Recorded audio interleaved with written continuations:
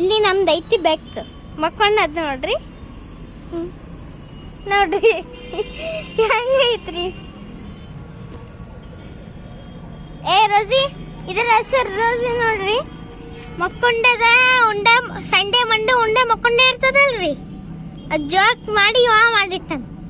Sunday Monday ಉಂಡೆ ಮಕ್ಕೊಂಡೆ, Sunday Monday ಉಂಡೆ ಮಕ್ಕೊಂಡೆ.